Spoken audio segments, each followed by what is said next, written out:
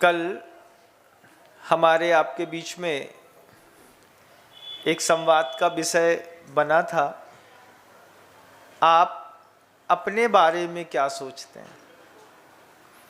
मैं ऐसा समझता हूँ कि आप लोगों ने इसके बारे में कुछ तो सोचा होगा कि आप अपने बारे में क्या सोचते हैं।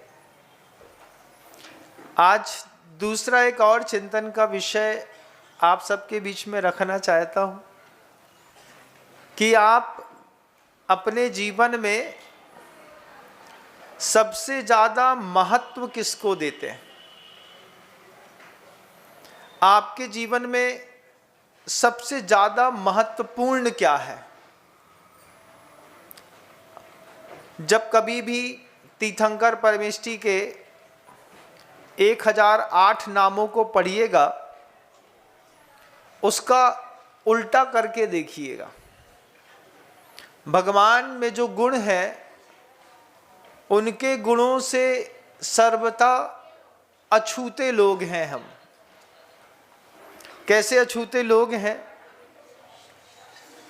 वहां पर भगवान ने पूरे दर्प का नाश कर लिया। यहां पर हम बिना दर्प के जीवन जी नहीं सकते। हमारे आपके जीवन की एक शैली बन गई है।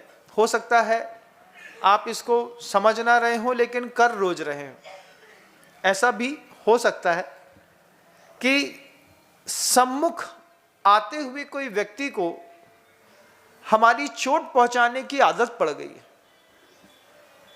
आपके सामने आपके घर का कोई फैमिली मेंबर आ रहा हो, आपके सामने कोई दूसरा कोई पड़ोसी आ रहा हो, कोई व्यक्ति आ रहा हो, उस सम्मुख आते हुए व्यक्ति को क्या चोट पहुंचाने की आपकी भी आदत है? नहीं है? किसी की नहीं है? किसी को देख करके आप अनदेखा तो नहीं करते? चला करके घर के अंदर से छोटी देवरानी आ रही हो और आप उसको स्माइल दे करके अच्छे से उससे पूछ भी सकते थे, लेकिन जैसे ही जब परिवार का कोई सदस्य सामने से आ रहा है तो आप चला करके दूसरे कमरे में घुस गए। सामना नहीं करना पड़े। क्या दिखाना चाहते हैं? कोई पूछना चाहेगा आपसे तो स्पष्ट चीज दिखाई देती है कि हमारी सामने वाले को तोड़ने की आदत है। यह हमारा दर्प है, हम इसको महत्व देते हैं। किसी व्यक्ति के अंदर कोई क्वालिटी है, कभी आपने उसकी तारीफ करी है?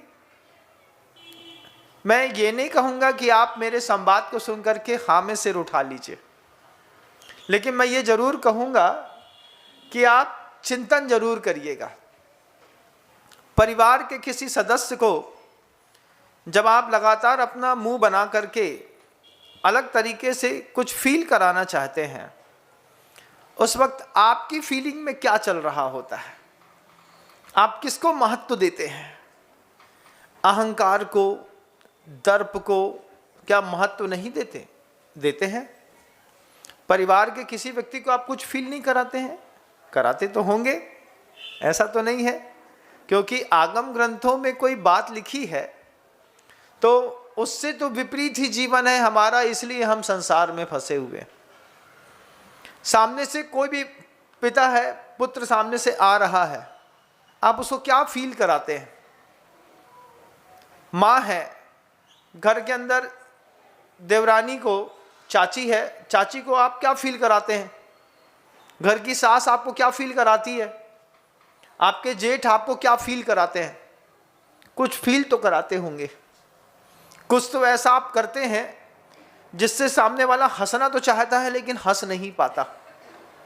सम्मुख आते हुए व्यक्ति को चोट पहुंचाने की एक आदत है हमारी। कोई भी व्यक्ति आपके पास रिस्पांस लेकर के आ रहा है, वो सोच कर के आ रहा है कि हम अब बहुत अच्छे से बात कर लेंगे, वो हमसे बात कर लेंगे, और उसी वक्त आपने अंदर घुस गए, पहले से एक आवाज़ निकाल दी, तुम लोगों को कोई बात समझ में नहीं आती है, कहाँ फंसा के रखे हुए हो, ये चल रहा है। वो सामने वाला आदमी दहशत पे आ जाता है। ऐसा होता है कि नहीं? बोलो ना, होता है। आपके साथ भी तो होता होगा। आप दो में से एक श्रेणी में तो जरूर हैं। या तो आप पीड़ित हैं या फिर आपको पीड़ित करने की आदत है? बहुत अच्छे, दो में से एक तो जरूर होंगे। और फिर कुछ लोगों का ऐसा जीवन स्वभाव बन जाता है कि जब हमारी रैगिंग ली थी हमारे परिवार वालों ने, तो हम भी रैगिंग लेंगे अपने परिवार वालों की। तो आप भी स्कूल का, कॉलेज का मास्टर रूल अपने घर में लगा लेते हैं। तो ये हमारी एक प्रकृति है दुर्दर्प की, अहंकार। कहाँ पर? परिवार वालों के बीच में। चेहरे का इंप्रेशन बिल्कुल ऐसा सीरियस, तीर्थंकर से ज़्यादा तुम ही गंभीर हो गए। तीर्थंकर कम गंभीर है, वो तो फिर भी मुस्कुरा देते हैं, उनके चेहरे में तो फिर भी मुस्कुराहट दिखाई देती है, लेकिन तुम्हारे चेहरे में परिवार वालों को देख करके मुस्कुराहट दिखाई नहीं देती। बहुत गंभीर हैं, शायर मिब गंभीरा। हम हंस देंगे तो पूरे घर का माहौल अच्छा हो जाएगा, इसलिए मैं हंसूंगा नहीं।